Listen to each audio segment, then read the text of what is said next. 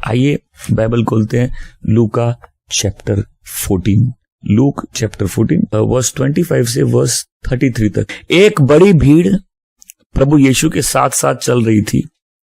प्रभु ने मुड़कर उनसे कहा, यदि कोई मेरे पास आता है और अपने माता पिता, पत्नी, संतान तथा भाई बहनों को, यहां तक कि स्वयं अपने जीवन को मुझसे अधिक महत्व देता है, मेरा चेला नहीं हो सकता।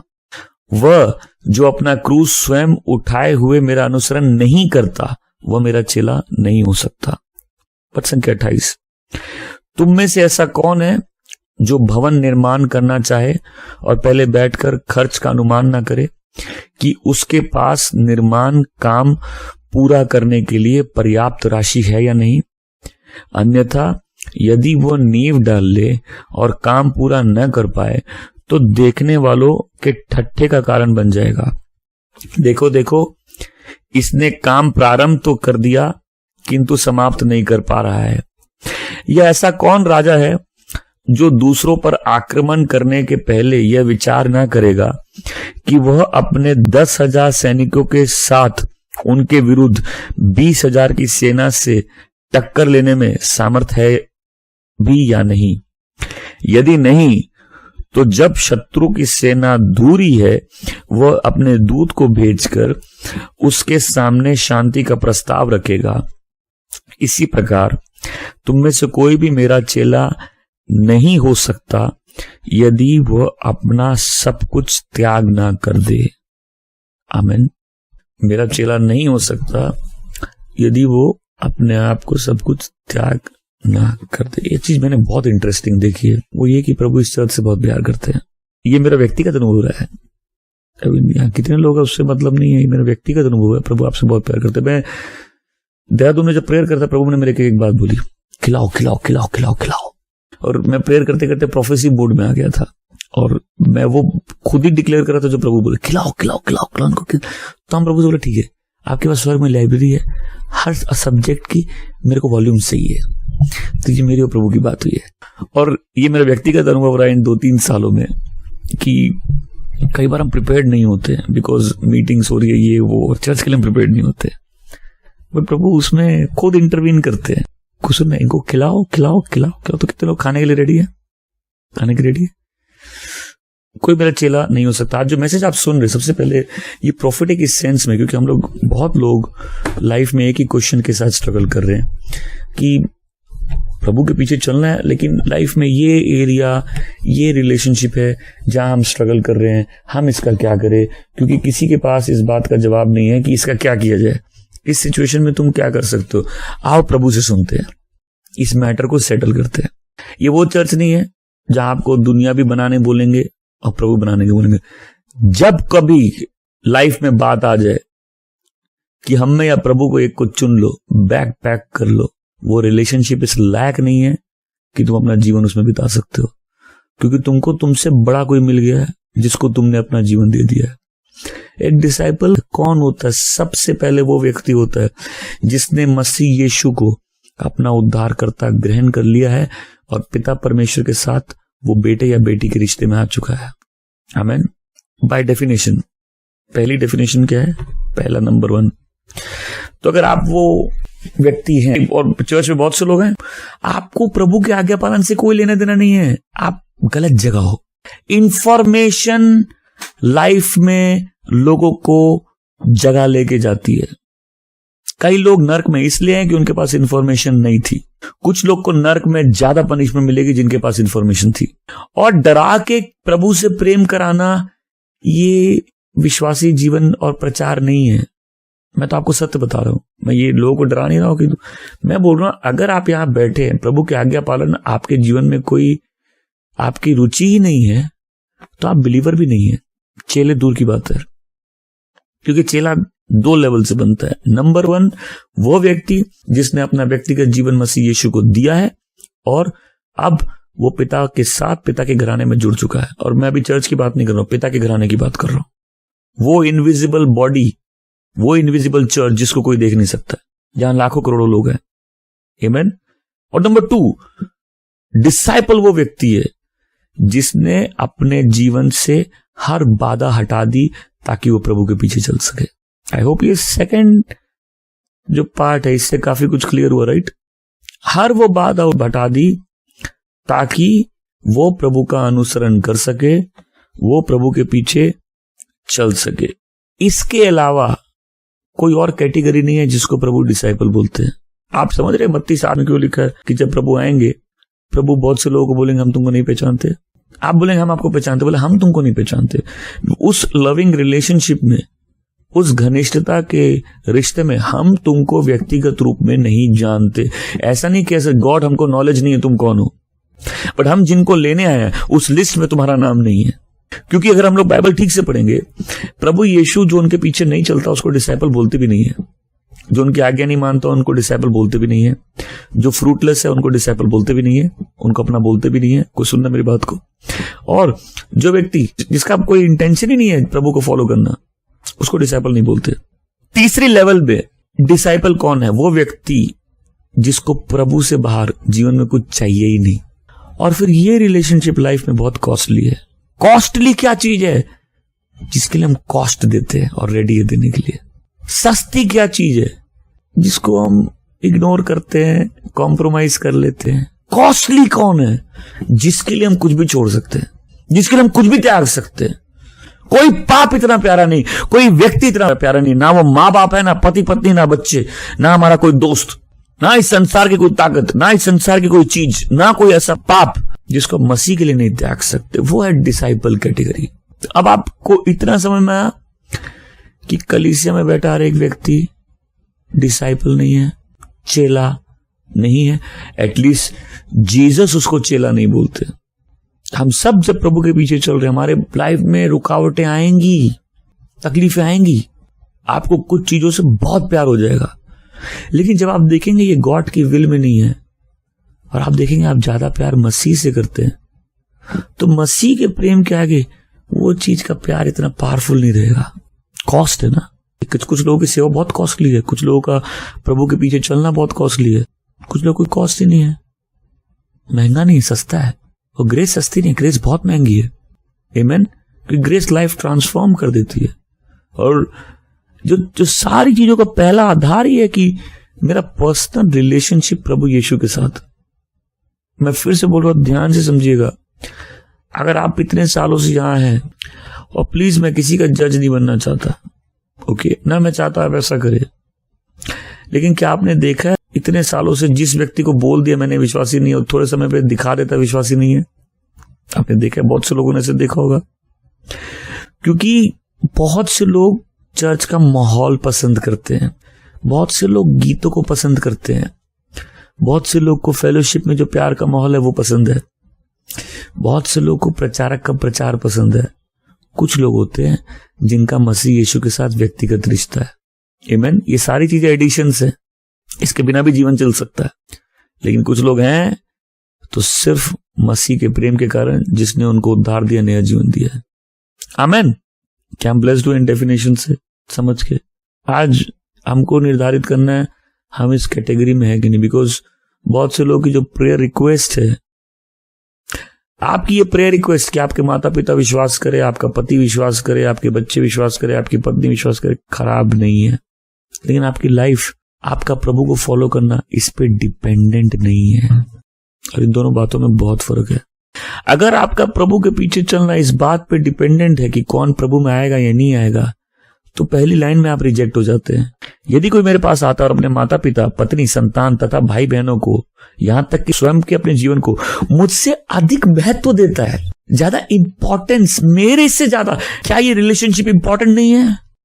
लेकिन प्रभु बोल रहे जो मेरे से ज्यादा महत्व इनको देता है, वो मेरा चेला होने के लायक नहीं है।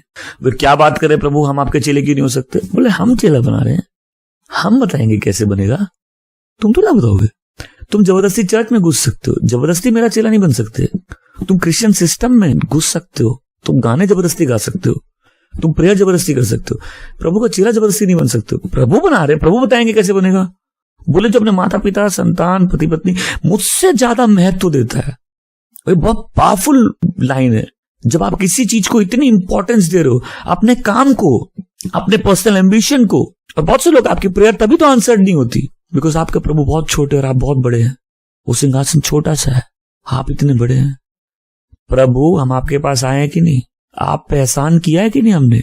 प्रभु हमारा एहसान है कि नहीं आप पर हम आए हैं? इससे क्या फर्क होता हम नरक जा रहे थे?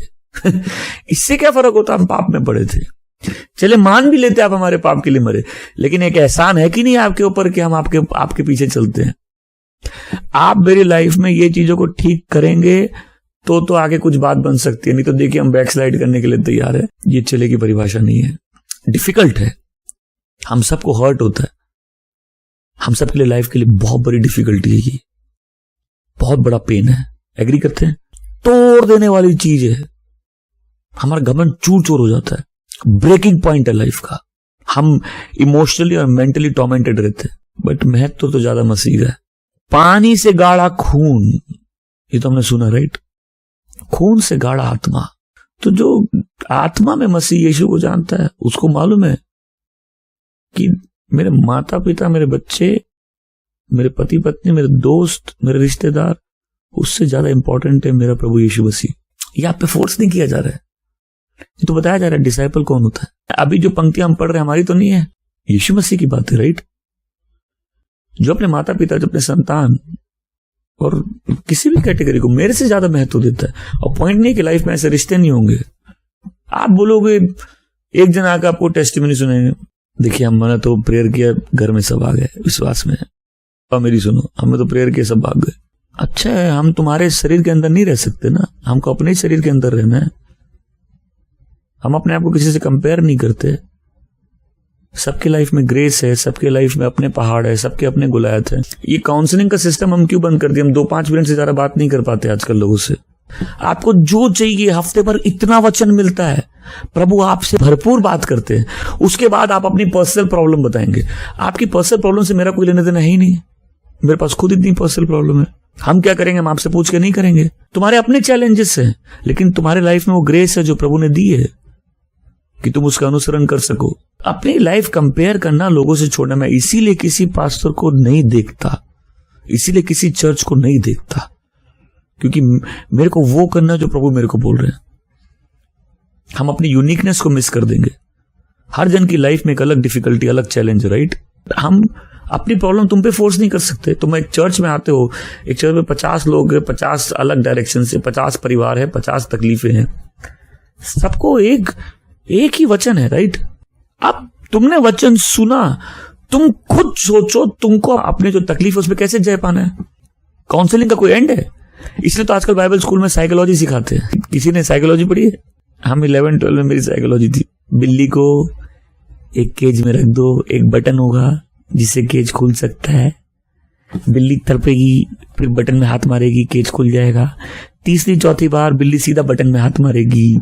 तो हम लोग बाइबल स्कूल में जब ये सिखाते हैं, हम दिखाते हैं लोगों के माइंड को कैसे हम लोग माइंड को मैनिपुलेट कर सकते हैं। हम लोग माइंड को मैनिपुलेट, हमको वचन सिखाना, उनको उनके माइंड को लिबरेट करना है, मैनिपुलेट नहीं करना है। काउंसलिंग में बस सुनो, काउंसलिंग गलत चीज नहीं है। काउंसलिंग कभी भी दिमाग से नहीं होती, काउंसलिंग पवित्र आत्मा की प्रेरणा से होती है। काउंसलिंग में एक लाइन ही काफी है लोगों के बंधन तोड़ने के लिए, अगर पवित्र आत्मा से प्रेरित होती है। तुमने एक भूत पिछली बार किसी ढंग से निकाला था, अगली बार उसी ढंग से नहीं निकाल सकते। पवित्र आत्मा की अगुवाई चाहिए उसके लिए।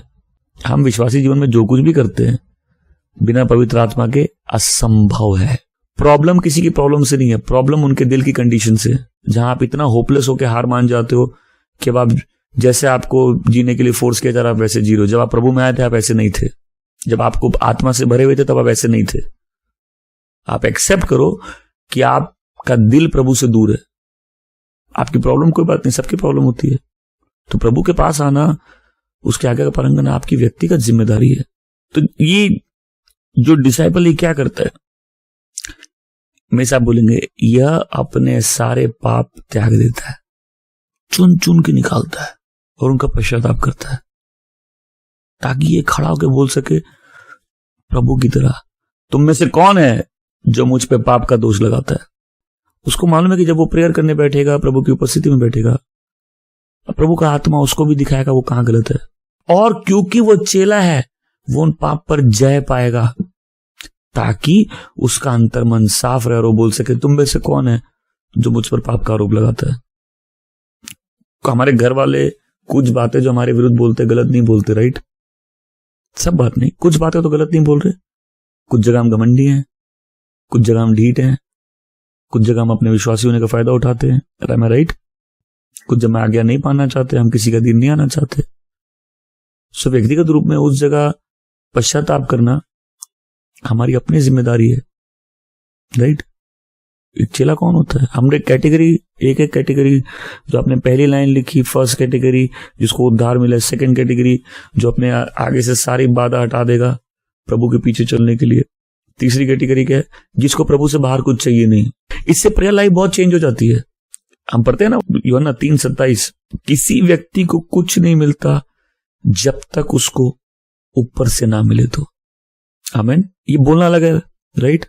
बट हमारे लाइफ में हमारी चाहते, हमारी इच्छाएं, हमारे सपने, हमारे एम्बिशन हमको बहुत ऐसी जगह ले जाएंगे जहां प्रभु हमको नहीं चाहते रहना। बहुत सी ऐसी प्रेयर करने में मजबूर करेंगे जिस प्रेयर का जवाब प्रभु देना नहीं चाहते, राइट? उसकी फ्रस्ट्रेशन क्या है? हम इतनी प्रार्थनाएं कर रहे हैं, हमको जवाब नहीं मिल रहा। आपकी प्रार्थना की रेंज बहुत नैरो हो जाएगी। क्यों? अब आप एक लेवल जब आगे जा रहे हो, ये रिलेशनशिप अब कॉस्टली बन रहा है। कॉस्टली क्यों बन रहा है? जब हम किसी पाप में होते, फंसते हैं, और पाप में फंसना कोई प्रॉब्लम नहीं है, हमसे मुझे कोई प्रॉब्लम नहीं है। किसी को दोष नहीं लगाया जा रहा कि आप आज भी अगर पाप में फंसे हुए तो, क्योंकि गॉड का रेस्टोरेशन का वो सिस्टम नहीं है। परमेश्वर का प्रेम हमको मजबूर करता है पश्चाताप करने के लिए। आमीन। बट पॉइंट है, क्या प्रभु के चेले हैं? ये पाप हमको बहुत प्यारा है। कई पाप प्यारे हो जाते हैं, फेवरेट बन जाते हैं, राइट? लेकिन जीसस को हमको पाप से ज्यादा प्यार करते हैं। मेरा पहला प्यार प्रभु यीशु है, और फिर वो प्यार मजबूर करते हैं कि हम उस पाप को त्याग दें। क्या आपको आपके बिलीवर लाइफ में विक्ट्री चाहिए? विक्ट्री चाहिए? ये तरीका है, और कोई तरीका नहीं है। आपको प्रभु से ज्यादा प्यार करना होगा। कुछ लोगों की प्रेयर लाइफ बिल्ट है प्रभु से प्यार के कारण, उस रिश्ते के कारण। सो अगर किसी को जय पाना है, और कोई तरीका नहीं है। किसी को गिल्ट फ्री जीना है, और कोई तरीका नहीं है। क्योंकि बहुत से पाप आप नहीं भी चाहोगे तो आप करोगे। कई बार कुछ पाप बंधन बन जाते, कई बार कुछ पाप दुष्ट आत्मा का प्रभाव बन जाते, कई बार आप कंफ्यूजन में कुछ चीज चालू कर देते हो और उसको आप बंद नहीं कर पा रहे, कई बार आपको भटका दिया गया है। बट आप कैसे उससे बाहर आओगे? क्योंकि आप प्रभु से प्यार करते हो। और जो कैटेगरी में हमने सेकंड कैटेगरी थी कि आप कोई भी चीज सामने से हटा दोगे जो आपको प्रभु में बढ़ने से रोक रही है। आमीन। फिर आप काउंसलिंग के लिए बार बार नहीं आओगे। अब समझ में आया काउंसलिंग का प्रॉब्लम? लोग नए नए आते हैं, इनको पर्सनल बात ज्यादा करने का शौक होता है। हमारी तरफ देखिए ना, लोग हमसे बात करिए, देखिए, हमारी तरफ ध्यान दीजिए, हमारी प्रॉब्लम सुनिए। जब आपको पहली बार प्रॉब्लम का सॉल्यूशन बता दिएगा, आपको कितनी बार और सुनना है? आपको उस पर जय पाना है। एंड आपका परमेश्वर के प्रति जो प्रेम है वही आपको, और ये प्रेम ऐसा नहीं है ना आप बोले मैं परमेश्वर से प्रेम करूंगा, ऐसे प्यार नहीं होता। क्या आपको उद्धार मिला है? फाउंडेशन है वो। अगर यहां किसी को उद्धार नहीं मिला, अपनी लाइफ प्रभु को दो, तभी तुम उस प्यार को जानोगे। वो फाउंडेशन है, उसके बिना हम लोग चर्चेस में लोगों को मोटिवेट करते हैं। अब मेरा प्रॉब्लम समझ में है? मैं क्या बात बोल रहा हूं? चर्चेस में कैसे लोग हैं जिनको उद्धार नहीं मिला, उनको कोई चीज पसंद आ रही है, बट जो व्यक्ति है उस व्यक्ति के साथ व्यक्तिगत रिश्ता नहीं है। तो क्या तुम्हारा व्यक्तिगत रिश्ता है? ठीक है, क्या तुम्हारे जीवन में कोई ऐसा पाप है जिसमें तुम जय नहीं पा रहे? पा लोगे, क्योंकि ये रिलेशनशिप इतना कॉस्टली है, ये तुमको बहुत कुछ कॉस्ट कर देगा। आमीन। पाप से संघर्ष करोगे, तुम रोओगे, तुम प्रार्थना करोगे, जब तक तुम उस पर जय नहीं पालो तुमको शांति मिलेगी नहीं।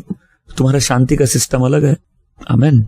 मैं सब बोलो ये रिलेशनशिप कॉस्टली है, चीप नहीं है, कॉस्टली रिलेशनशिप है। मोटिवेशन का एक, ठीक है, हम लोग सबको लाइफ में एनकरेजमेंट मोटिवेशन चाहिए, बट फंडामेंटल जो फाउंडेशन है वो एकदम राइट होनी चाहिए। क्या तुमको नया जन्म मिला है तो दिखेगा तुम्हारी लाइफ में, तुम सारी बात उसके पीछे चलने के लिए। अगर हम लोग 10 साल तक खाली बाधा का बात कर रहे हैं तो तुमने हटाया क्या? फिर तुमको 10 काउंसलिंग सेशन, 50 काउंसलिंग सेशन, एक ही तुम प्रॉब्लम की बात कर रहे हो, जबकि तुमको आंसर मालूम है। और कल मैं प्रेयर में ये बता रहा था कि प्रार्थना में हमको जवाब मिल जाते हैं, हमको जवाब पसंद नहीं है। एक घर में रहने से रिश्ता नहीं बनता है। बहुत से हस्बैंड वाइफ एक घर में लेकिन सेपरेटेड है। तुम 10 साल से प्रेयर कर रहे हो वो चीज ठीक हो जाए, लेकिन सोच के देखो, तुमको शांति दी है प्रभु, तुमको शांति पसंद नहीं है। तुम्हारे इमोशन तुमको तंग कर रहे हैं। सबसे ज्यादा शांति लाइफ में तब आती है जब हम एक्सेप्ट करते हैं हम किसी को चेंज नहीं कर सकते और हम अपने आप को चेंज करने लगते हैं। नहीं तो पूरा जीवन बीतता है हम दूसरों को चेंज करने में लग जाते हैं, राइट। हम एक्सेप्ट नहीं करते, ये मेरी लाइफ है, मेरी सिचुएशन है, हमको देखना है इस सिचुएशन में हमको क्या करना है। नेक्स्ट पॉइंट, वो प्रभु के लिए सब कुछ त्याग देता है, अपनी चीजों को त्याग देता है। पहले विश्वासी अपना सब कुछ त्याग के बोट दे दी, जाल दे दिया, अपनी प्रॉपर्टी दे दी, मछली दे दी, पैसा दे दिया। और तुमने देखा मछली और पैसा दोनों, मछली के मुंह से पैसा भी आया था और मछली भी बढ़ गई थी, लेकिन मैं सब कुछ दे दिया, राइट। जिस दिन प्रभु ने पतरस यूहन्ना इन लोगों को बुलाया था, वो कितना डिसाइसिव एक्ट था कि उसी समय अपने ओल्ड लाइफस्टाइल के साथ अपने पोजीशन भी त्याग के वो आगे बढ़ गए, राइट। अब मैं इसको किस कॉन्टेक्स्ट में समझा रहा हूं, तुम्हारा पैसा किसी को नहीं चाहिए, ओके। कभी भी आप अपनी टाइट ऑफरिंग या कुछ करते हो, या आप किसी पे एहसान नहीं कर रहे, या आपकी ब्लेसिंग है, आमीन। बट सोच के देखो, हम जब दूसरी चीजों पे खर्चा करते हो, प्रभु के काम के लिए कंजूसी करते हैं, तो ये दिखाता है कि हमारा दिल कहाँ है, आमीन। आप महंगा पिज्जा खा लोगे, महंगी चीजें खरीद लोगे, लेकिन जहां प्रभु की चीज के देने के लिए आया, मेरा 10% भी, मेरा पूरा सब कुछ प्रभु का, मैं सब बोलूंगा सब कुछ प्रभु का है। उसमें से प्रभु बताएंगे कितना रखना है, कितना खर्च करना है, कितना देना है, क्योंकि हम मैनेजर उसके।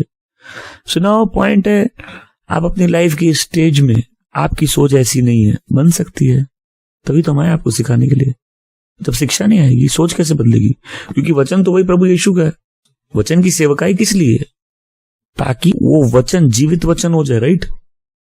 परमेश्वर हमसे बात करे उन वचनों के द्वारा। आप बोले मेरी सोच अभी तक ऐसी नहीं है, आपकी सोच बदल सकती है। लेकिन आज जो जितनी बातें हम लोग सुन रहे, उन सब का आधार क्या है, क्या मैं प्रभु का चेला हूं? तो फिर सवाल उठेगा ना, क्या मैं प्रभु की चीजों में सैक्रिफिशियली जुड़ता हूं? मतलब दाऊद को कुछ चीजें देनी थी तो उसको ऑफरिंग क्या देनी थी, कोई दे दिया। कई बार हम लोग के पॉकेट में नहीं होती, हम लोग तो बोलते ना पकड़ को दे, और वो खुद प्रीचिंग करने जाते हैं तो कई बार हमको भूल जाते हैं कि हम प्रीचिंग करने, हम ऑफरिंग के टाइम आ जाएगा। अभी जैसे फॉरेन मिशन में गए थे, तो इस मिशन में बहुत एक पार्ट ऑफरिंग और उसमें ही चला गया। तो कई बार अब 2 प्रीचर बैठे और मीटिंग की तैयारी में दोनों पैसा नहीं रखे, तो दोनों एक दूसरे को बोलते दो, क्योंकि कुछ तो हमको डालना ही है। तो जो चीज मेरे को कॉस्ट नहीं कर रही वो कौन सा बलिदान है, जो चीज मेरे को पर्सनली अफेक्ट नहीं कर रही वो कौन सा बलिदान है। इन लोगों ने अपनी जो नाव है, अपने जाल है, ये सब दे दिए। तो हम घर के लिए पैसा खर्च कर सकते हैं, हम शर्ट के लिए कर देंगे, हम पिज्जा के लिए कर देंगे, लेकिन अगर प्रभु के लिए नहीं करेंगे तो दुख की बात है। और हो सकता है हमको ये फैक्ट एक्सेप्ट करना पड़े कि हम पैसे से ज्यादा प्यार करते हैं। देखो प्यार तो आदमी किसी चीज से भी ज्यादा कर सकता है, प्यार करो लेकिन सबसे ज्यादा प्रभु से करो। और कुछ चीज हम लाइफ से डिलीवर्ड ही हुए कि हम प्रभु से ज्यादा प्यार करते हैं। तो हो सकता है किसी आदमी को उस फैक्ट को एक्सेप्ट करना पड़े, मैं पैसे का प्यार करने वाला हूं, मैं दुनिया को प्यार करने वाला हूं। तो अगर मेरे पास कोई चीज है, अब हम लोग सिस्टम समझते हैं, डिसाइपल का सिस्टम क्या होता है। अगर मेरे पास कोई चीज है, कोई पोजेशन है, पैसे हैं, गाड़ी है, घर है, फोन है, ये है, पहली चीज क्या करेंगे, हम उसको शैतान और दुनिया से अलग कर देंगे। डिसाइपल है हम, तुम मेरी गाड़ी में बैठ के मदिरा नहीं पी सकते, वो गाड़ी प्रभु की है। तुम्हें घर में काम नहीं कर सकते, ये घर प्रभु का है। तो पहले हमने इसको सेपरेट किया, किससे, शैतान से और दुनिया से। फिर हम किससे सेपरेट कर रहे हैं, अपने आप से, अपने सेल्फिश मोटिव से। अब प्रॉपर्टी प्रभु की है। अब जरूरी नहीं था हमने प्रॉपर्टी बेच के पैसा प्रीतों के चरणों में डाल दिया, वो तो उन्होंने किया था, राइट। इससे पहले प्रॉपर्टी किसकी थी, हमारी थी, राइट। शैतान की थी, दुनिया की थी, हमारे अपने स्वार्थी योजनाओं के लिए थी, राइट। लेकिन अब हमने दुनिया से अलग करके, शैतान से अलग करके, अपने सेल्फिश, अपने स्वार्थी योजनाओं से भी अलग कर दिया। अब ये प्रभु की हो गई है। तब प्रभु बोलेंगे दे दो तो हम दे पाएंगे, आमीन। क्योंकि तो हमको जानना है ना प्रभु, हम क्या रख सकते हैं, क्या हम छोड़ सकते हैं, क्या हमको नहीं रखना। मेरे पास कोई राइट ही नहीं है। डिसाइपल कौन है, जिसको प्रभु बोल दिए उसको उतना दो, उसको चैन ही नहीं आएगा। पहले रिहाई मांगेगा अपना। वो कई बार दशवन से ज्यादा हो सकता है, वो कई बार हो सकता है जो है तुम्हारे पास पूरा हो सकता है। एम आई राइट?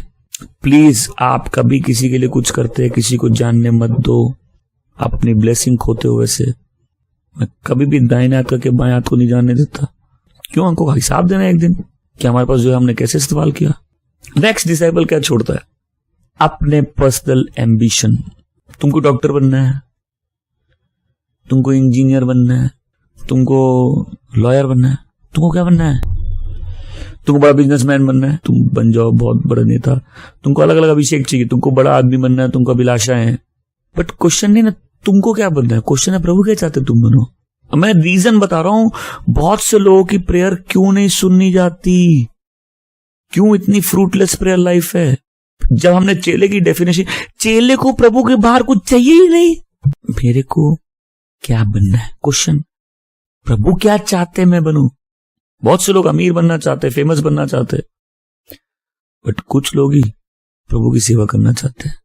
और कुछ लोगों को लगता है जब हम सब जगह फेल हो गए इसका मतलब प्रभु चाहते हैं हम उसकी सेवा करें। कई लोग सोचते हैं जब हम सब जगह फेल हो गए तो हम प्रभु के हैं। ये मेंटालिटी डिसाइपल की मेंटालिटी नहीं है। पतरस अच्छा वाला मछुआरा था, बाद में फेल हो गया। वो बताया ना, जब तुम्हारा नाव सही हो, तुम्हारा जाल सही हो, तुम्हारा जो मछली कैसे पकड़ना तुमको आता हो और तुम मछली नहीं पकड़ पाओ तो तुमको क्या चाहिए? तुमको जीसस चाहिए। आमीन। बट कोई सोचे कि चलो, तो कोई लोग स्कूल में फेल हो जाते, वहां फेल हो जाते, तो बोलते चलो हम पास्टर बनेंगे, हम बाइबल कॉलेज जाएंगे। ये फेलियर मेंटालिटी डिसाइबल की मेंटालिटी नहीं है कि हम कहीं काम नहीं आए, हम प्रभु के राज्य में काम आ जाएंगे। नहीं, तुम्हारा एम्बिशन कहीं काम नहीं किया तो अपना करियर अब यहां बनाओगे। तो कुछ लोग एक्चुअली जब मिनिस्ट्री में जाते वो करियर है, कॉलिंग नहीं है। मैं ऐसे सिंगापुर के एक पास्टर के साथ था, उसने बताया इतनी हाई पेइंग जॉब थी, छोड़ के फुल टाइम प्रभु के लिए सेवा क्या है। हमको क्या करना है? जब एक डिसाइपल होता है वो क्या करता है? अपने एम्बिशन को त्याग देता है। क्यों? वो जिसके पीछे चल रहा है वो रिलेशनशिप बहुत कॉस्टली है। हम चाहते हैं हमारी प्रार्थनाओं के जवाब मिले, डिसाइपल बनना होगा, हमारी प्रेयर लाइफ चेंज हो जाएगी। हमको समझ में आएगा ऑलरेडी बहुत सी चीजों का आंसर मिल चुके हैं, लेकिन हम उसको एक्सेप्ट करना नहीं चाहते। फिर डिसाइपल कौन है? जिसको मत्ती 10:36 का मतलब समझ में आ गया कि मनुष्य के अपने घर वाले उसके दुश्मन बन जाएंगे। ये सबसे कन्वीनियंट सिचुएशन नहीं है, राइट? एग्री करेंगे? अगर हम लोग खुद स्क्रिप्ट लिखते तो हम लोग गली का चाय वाला, पान वाला, दूध वाला और जो स्त्री वाला, इन चारों को दुश्मन बनाते स्क्रिप्ट में, राइट? और घर में ऐसा प्रेम डालते कि पूरा घर एक साथ एक होके आगे बढ़ता। लेकिन स्क्रिप्ट हमने नहीं लिखी, राइट? जिसने स्क्रिप्ट लिखी वही भविष्यवाणी देते हैं। मनुष्य के अपने घर वाले ही उनके दुश्मन बन जाएंगे। अब ये डिसाइपल क्या करता है? देखो, ये 21st सेंचुरी का गॉस्पल क्या है? ये अमेरिकन गॉस्पल है। अमेरिकन गॉस्पल है तुम इंपॉर्टेंट हो, तुम्हारे बिना परमेश्वर जी नहीं पा रहे, प्लीज उसके पास आ जाओ, परमेश्वर पे थोड़ा एहसान करो, चर्च प्लीज आया करो, तुम बड़े बन सकते हो, तुम अमीर बन सकते हो। ये अमेरिकन गॉस्पल है, इसको बिल्कुल त्याग दो। जीसस का गॉस्पल, उनके चेलों का गॉस्पल बिल्कुल अलग है। तुम लाइफ के सेंटर नहीं हो, जीसस सेंटर है। तुम सिर नहीं हो, मसीह सिर है। आमीन। वो सृष्टि का केंद्र है, वो कलीसिया का केंद्र है, वो उद्धार का केंद्र है, और वो तुम्हारा भी केंद्र, तुम्हारे जीवन का भी केंद्र हो जाता है। फर्क समझ में आ रहा है आजकल के गॉस्पल और इस गॉस्पल में? इस गॉस्पल में तुम चर्च आओ, तुम्हारी जो भी विषय प्रभु पूरा करेंगे। चिराग रगड़ा, जीना, जो हुकुमा का, इसको ये मिरेकल दो, तो बाबा और चढ़ावा गलत नहीं है। हम लोग सबको मिरेकल चाहिए, राइट? चाहिए। प्रॉब्लम मिरेकल की नहीं है ना?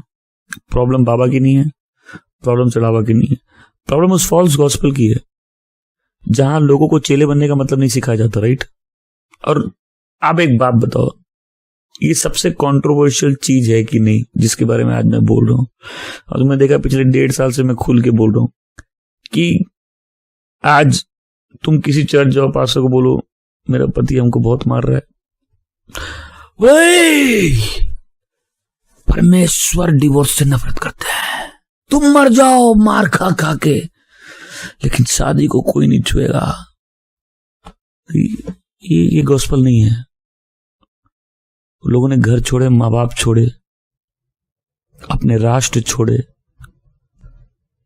लोग प्रभु के लिए मरे, शेरों के मुंह में आ गए,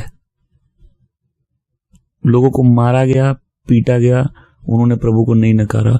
और हम हर पॉइंट पे अगर प्रभु के साथ रिश्ते को कॉम्प्रोमाइज करें और चर्च आके हमको बताया जाए तुम्हारा घर एक मूर्ति है, तुम्हारी शादी एक मूर्ति है, एक काम करो, इस मूर्ति को फेंक दो। जीसस तुम्हारी लाइफ का फर्स्ट लव है कि नहीं, यही डिसाइड करेगा तुम डिसाइपल हो कि नहीं। आमेन। अब इसका मतलब ये नहीं कि तुम माँ बाप के सम्मान से बच गए, कई लोग नहीं करना चाहते माँ बाप का सम्मान।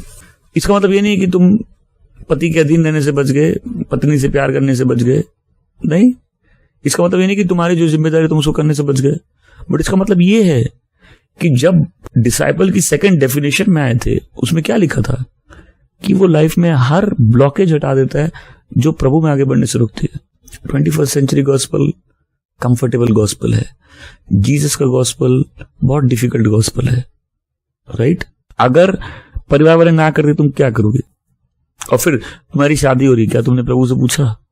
बाद में तो सब रो रहे हैं, जो पहले करके लाइन में लगे हुए हैं, तुम भी उन्हीं की लाइन में लगना चाहते हो, क्या तुमने प्रभु से पूछा?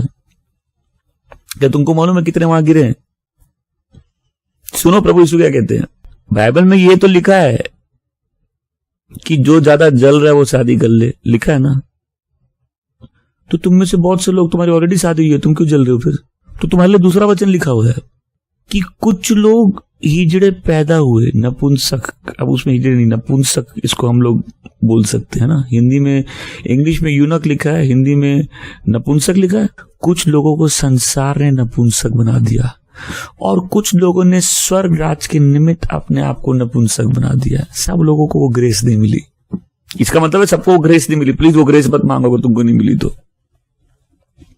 बट पॉइंट है, कोई अपनी लाइफ में इतना हार्ड प्रेस्ड, इतना फ्रस्ट्रेटेड, इतना सफोकेटेड हो सकता है कि तुम स्ट्रगल करो और तुमको ये बात समझ में आए ये चीज प्रभु से ज्यादा इंपॉर्टेंट नहीं है। एक आदमी के लिए अकेले रहना श्राप है, दूसरे के लिए शादीशुदा होना श्राप है। हम खुद ही खोज रहे श्राप क्या है, फिर कोई श्राप नहीं है। परमेश्वर का राज धार्मिकता में, शांति में, आनंद में तुम्हारे पास वो है। तुम शादीशुदा हो कि अकेले, वो पहले छोड़ दो, ये तीनों है तुम्हारे पास। नहीं है तो तुम राज्य में नहीं हो। फिर डिसाइपल क्या करता है? बोला आप क्या क्या करवा रहे हैं हम लोग से? हम कुछ नहीं, हम तो वचन पढ़ दें। अपने आप को भी नकार देता है। ये क्या करता है? ये पाप नकारता है, इसके पास जो है उसको नकारता है, ये अपने अभिलाषाओं को नकारता है, ये अपने लोगों को नकारता है। फिर क्या करता है? अपने आप को नकार। बहुत आसान है, तुम पैसे दे दो, अपने आप को मत दो। बहुत आसान है कि तुम कोई चीज डिनाई कर दो, अपने आप को डिनाई नहीं करो। लेकिन वचन कहता है कि अब मैं जिंदा नहीं हूं, मसीह मेरे द्वारा जी रहे हैं, मुझ में जी रहे हैं। आमीन। गैलेशियंस 2:20। गैलेशियंस 2:20 अपने आप में एक पहाड़ है और पहाड़ की चोटी है। इस पहाड़ की चोटी तक जो आता है उसकी Christian life, believer life change हो जाती है कि मैं अब जिंदा नहीं हूं, वो मुझ में जी रहा है। आमीन। फिर वो तुम्हारे द्वारा काम करेगा, वो तुम में जिएगा। सो नेक्स्ट डिसाइपल कहां आता है? वो उस पहाड़ की चोटी में आता है जहां वो अपने आप को डिनाई करता है। कितने लोगों ने इनकार मैसेज सुना है? प्लीज रिवीजन में इनकार मैसेज सुन सकते हैं। अगर कई लोग इसको बोलते हैं संडे की क्लास। ये संडे क्लास नहीं, हम लोग की सर्विस है। क्यों ऐसे बोला? आप ले तो क्लास ही रहे थे, जैसे आप बातें कर रहे थे, वो एक अलग बात है। लेकिन ये संडे सर्विस है, प्रभु का दिन है। तो प्लीज अगर आप इन विषयों पे मनन करेंगे, जरूर इनकार मैसेज सुनिएगा। आप किसी चीज को भले इनकार कर दे, अपने आप को इनकार करना बहुत कठिन है। अब प्रभु ने अपने आप को इनकार करना मांगा है। आप किसी व्यक्ति को भले ही नकार दे, अपने आप को नकारना वो चेला है जो अपना क्रूस उठाए और अपने आप को नकारे। अपना क्रूस तो खुद उठाना पड़ेगा। बोलो अपना क्रूस हम खुद उठाएंगे, कोई नहीं उठाएगा। तो फिर तुम बोलोगे जीसस का क्रूस वो दूसरा आदमी क्यों उठाया था? ये दिखाने के लिए कि जो उसका चेला बनेगा उसको भी क्रूस मिलेगा। जो उसके पीछे चलेगा वो सफरिंग का हिस्सा वो भी बन जाएगा। तो फिर डिसाइपल कौन हुआ? वो जो गॉड के वर्ड का स्टूडेंट है, वो जो अपने घुटनों पे आकर एक वॉरियर है, एक लड़ाकू है, वो जो परमेश्वर की आज्ञा एक सेवक की तरह मानता है। आमीन। और वो जो अपनी लाइफ को डिसिप्लिन करके प्रभु के पीछे चलता है। कितने लोग यहाँ डिसाइपल हैं? और नहीं है तो आज मन बनाना हमको डिसाइपल बनना है। सो एक ट्रांसफॉर्मेशन है, धीरे धीरे हम सबके जीवन में आता रहेगा। बट आज अगर हम ये वचन सुनने में दुआ है परमेश्वर का आत्मा हम में से एक एक को पकड़े। आमेन। हम समझे कि प्रभु आज हमसे क्या बोलना चाह रहे हैं। आमेन।